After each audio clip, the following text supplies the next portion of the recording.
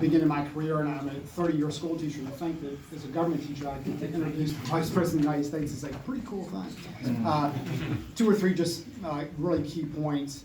What a great job he's done just historically. If you think back to when he was in Congress, leading the Republican conference, as governor of Indiana, I'll brag about our tax staff, and that was the second largest ever in Virginia, $1 billion. Unfortunately, I think yours was the largest in Indiana, so you beat us out.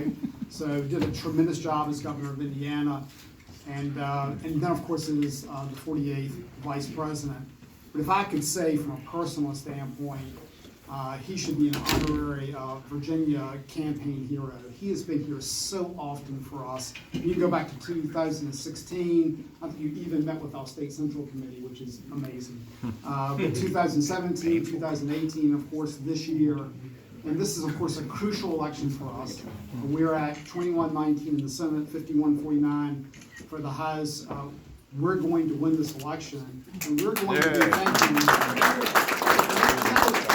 crucial for 2020 when we're going to re-elect both Donald Trump and Mike Pence. So that's so with that, it's my honor to introduce the 48th Vice President, Mike Pence. Well,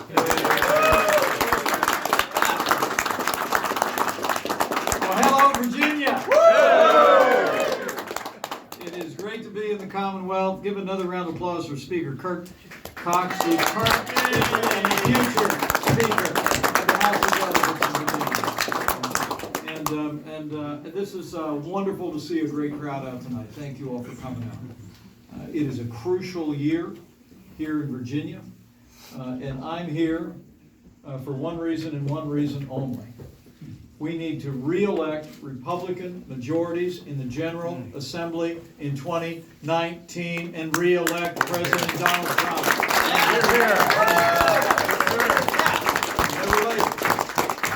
They're related. And I was speaking, I just talked to Speaker Cox downstairs, and I told him that before I left the White House, I checked in with the President, told him I was headed your way, and he asked me to say hello. Hello. President loves Virginia, and President Trump told me to tell you, Virginia is in play, and we are here to win.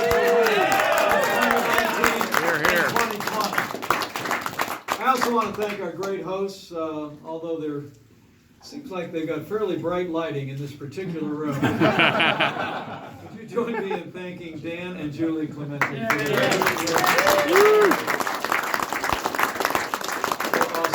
We got some other wonderful people here. I got to tell you, I'm just a fan of Republicans in the General Assembly in Virginia. I mean, the way this team has stood in the pocket, not only Speaker Kirk Cox here, but Majority Leader Todd Gilbert. Where are you, Todd? Raise your hand. More on that in a minute. Caucus Chairman Tim Hugo, I'm told, is here. Northern Virginia, strong, and Majority Whip Nick Rush is here. Nick. And in the Senate Caucus Chairman Ryan McDougal is here. Ryan, raise your hand. I always get a little nervous when the members who are in the room are by the back door. That's, I'm thinking maybe they're going, Pence looks like he might go long tonight. Right, just giving Ryan a good time. Also, caucus co-chairman Mark Obenshane is here, and Majority Whip Bill Stanley. Give them a round of applause. And also, I see my great friend Congressman Rob Whitman is in the house. Thanks for racing out. I know it's not a busy time for traffic. And I think the rest of a number of great other members of the Virginia delegation are here. Who else is here? Ben Klein. Ben Klein. Give it up for Ben Klein. I couldn't see it. In the headlights right here. Yeah. I can see the outline of you. Ben is a tremendous member. Also, I want to acknowledge other folks here. Former Congresswoman Barbara Comstock is here. Can I just say, a former and future member of the United States House of Representatives. I told her to keep her powder dry. And Morgan Griffith, who's a great friend of mine. I don't know if Morgan has arrived yet. And the guy who I can say I was for Denver Riggleman before it was cool. I was in the Commonwealth campaigning with Denver. So give a round of applause to Morgan and Denver. We got a great delegation to Washington, D.C., and an equally great delegation in those slim majorities, ever so slim majorities in the General Assembly here in the Commonwealth. And I just want to tell all of you that not only do we think Virginia's in play, but we think the President and I truly believe that leadership matters. You know what? My second favorite president, Ronald Reagan, said memorably that it's important to remember that the states created the federal government. The federal government didn't create the states. And President Donald Trump and I believe in strong conservative leadership at the State House in all 50 states.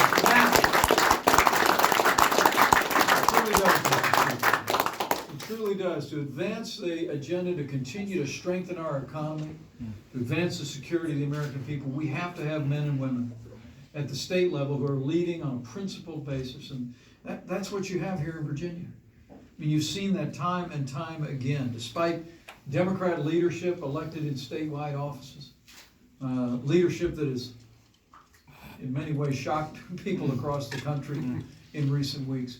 Here you've had strong, conservative, principled men and women, and they deserve all the support of all of you in this room tonight, and your continued support in this critical election year.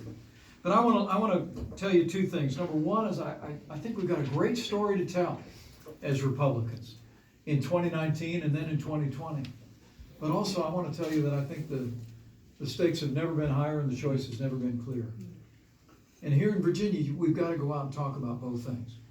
We've got to go out and talk about, Rob Whitman and this great delegation have been great champions of I couldn't be, I'm the father of a United States Marine. I couldn't be more proud to be vice president to a president who is rebuilding our military. These guys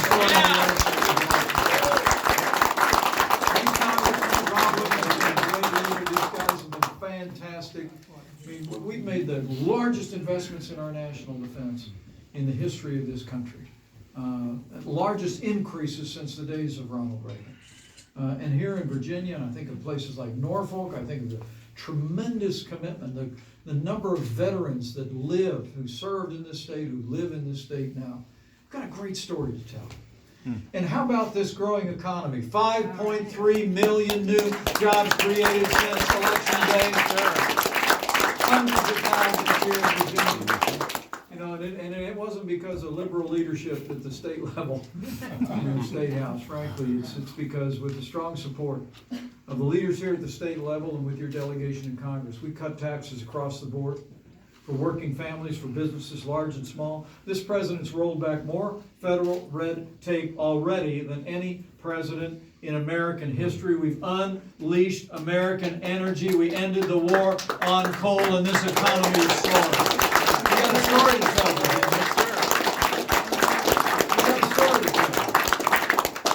You got to go tell it. And how about, I don't know about the rest of you, but 80 confirmed appointments to our federal courts, the most Court of Appeals judges confirmed in the first 2 years of any administration, and they are all principled conservatives who will uphold the Constitution as written, and that doesn't even count Justice Neil Gorsuch or Justice Brett Kavanaugh. We got a story to tell.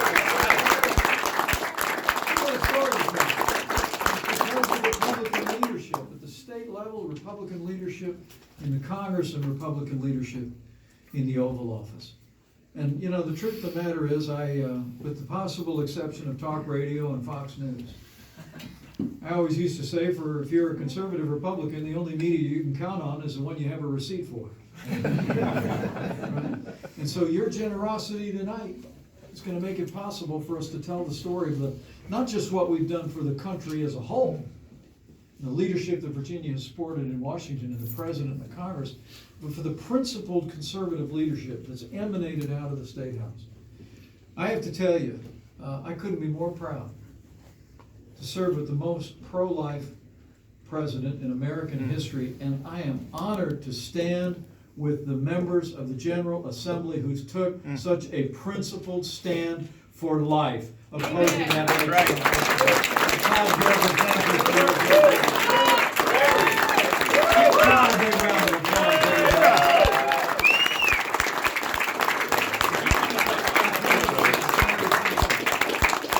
Just incredible as we see the Democrats veering farther to the left on economic policy, on social policy.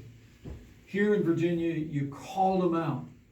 You called them out for what they were doing. You turned the bright lights of public attention far beyond Virginia, all across this country. And we revealed the character of their party. Not just late-term abortion, but to have a governor actually openly support infanticide. Just took the breath away of people across this nation.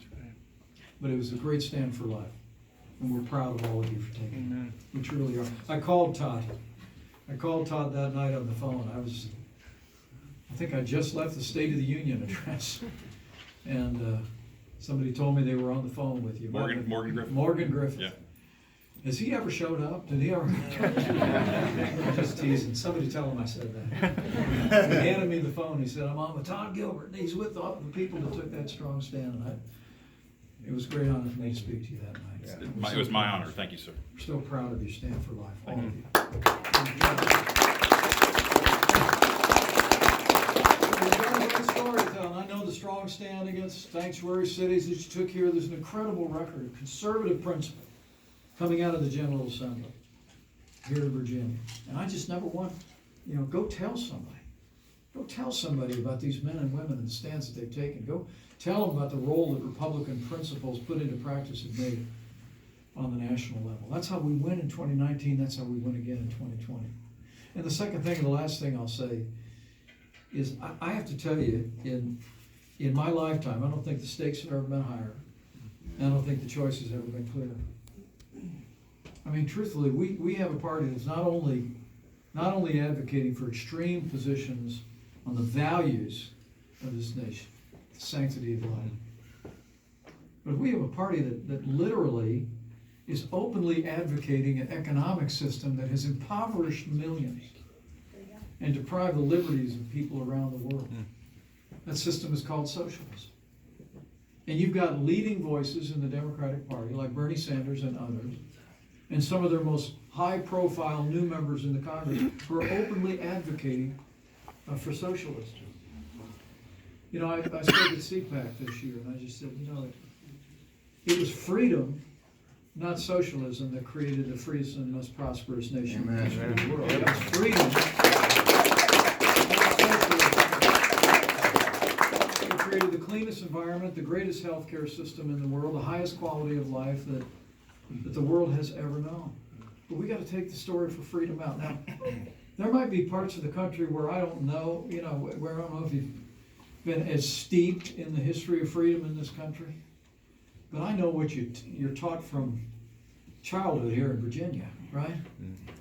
I mean, when I was growing up in Indiana, we were learning Virginia state history. Am I right?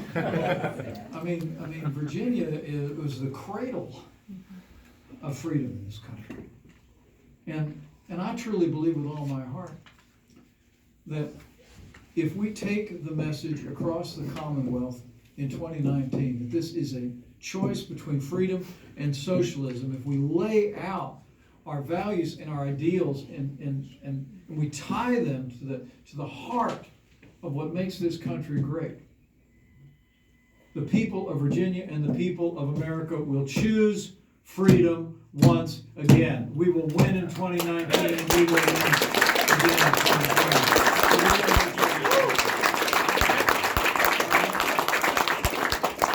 So with that, I just want to say thank you. Thank you for coming out tonight. Thanks for being generous. Thank these great members of Congress in the midst of a busy week for coming and being a part of this event. Thank tonight. And I want to thank the Clementes and thank the great leadership here. But I want to encourage you, lastly, I want to encourage you to do two things. Number one is you've already been generous, and whatever the law allows for you to be generous, do all you can for these people. And go find 5 people. There's Denver Riggleman. Denver, give him a round of applause.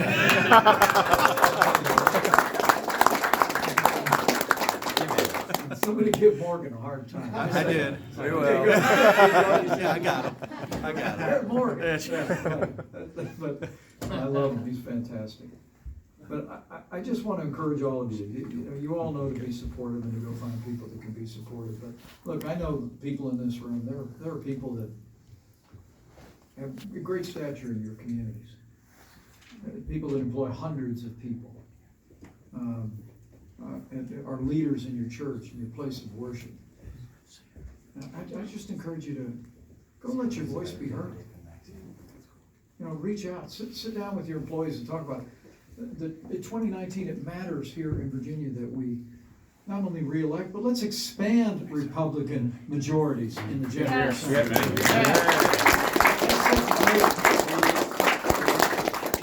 Set the table for moving the state forward. Go tell people about what we've done. Tell them the principled stands these men and women have taken. I mean, let your voice be heard. I'll always believe that the most powerful media in this country is not your social media, it's not your cable TV, it's not your big newspapers and editorial pages. I always believe it's word of mouth. You know, I saw it in 2016. I'll never forget, I was on like Meet the Press or something a couple weeks before the election. And, you know, Hillary Clinton was already announcing cabinet appointments. They were floating people, like measuring the curtains. I remember Chuck Todd looked at me and he said, well, you know, he was kind of being sympathetic, you know. I said, what do you think's gonna happen? I said, I think we're gonna win. And he said to me, no, really, you know. And I said, Chuck, here's the problem. President and I we were traveling all over the country. We were looking at the shining faces of people all across this country. We saw the determination that people showed to have this country be strong again, stand tall again, be prosperous again. Build it all on a foundation through our courts of fealty to our Constitution is written again. I heard that, saw that every day. The president and I saw that every day. He's headed tomorrow night to Grand Rapids, Michigan. I was literally at a podium in Grand Rapids when the clock ticked 1 minute past midnight onto election day. It was midnight. And the president, then our candidate, arrived shortly after me. And he spoke at about 12:30 at night. And I mean, tell you, there were 30,000 people. Wow. Till 2 a.m. in Grand Rapids, Michigan. And after the president came off stage, he looked at me and he hit me in the shoulder and said, I don't know about you, Mike, but this doesn't look like second place to me. And it wasn't. So don't tell people, and, you know, just you know, believe in it. Believe that just like we stunned them in 2016, you're going to stun them here in 2019. 4 more years. 4 more And then years. we're going to do 4 more years. That's In it. 2020, we're going to carry Virginia.